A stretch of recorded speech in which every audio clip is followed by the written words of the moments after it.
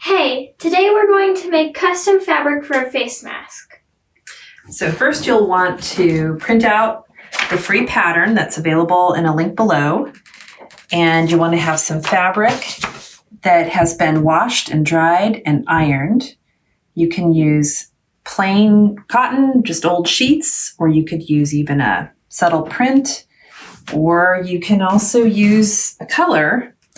And then you also need textile ink. So this is available in most art supply shops, or I think online, now that everything's online. And so what you do is you cut the template out and you trace it onto your fabric.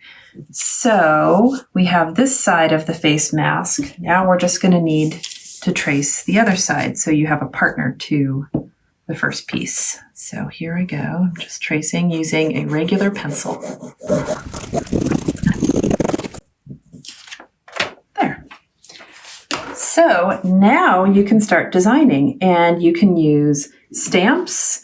You can use different little doodads you find around the house. You can use toothpicks. Really just let your imagination go wild. Oh, and you can even use potatoes.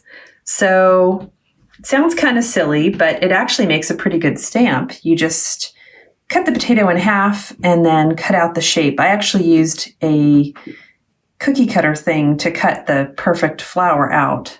So I'll show you how it works. I have the textile ink in this just paint tray. You don't need anything really that fancy. I have a paint roller with a foam brush thing. So I put that on, I apply that to the stamp, and voila.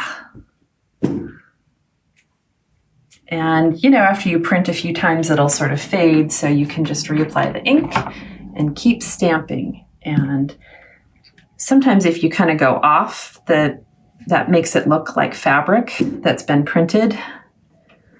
So can just do that. And Arwen, do you want to start doing stuff too? So I just took a rice cut thing and I made... You might want to dip it in this.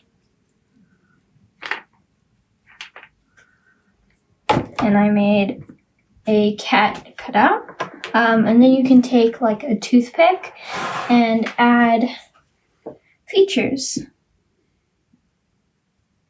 Little eyes.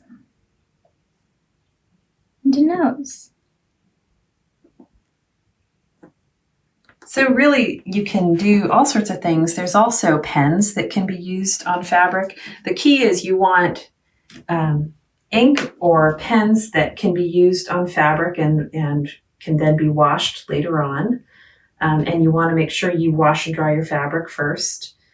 And then once you have whatever design you've made, then you can follow the next tutorial that has how to cut and sew your face mask. So I hope you have fun during the quarantine and make a fun face mask.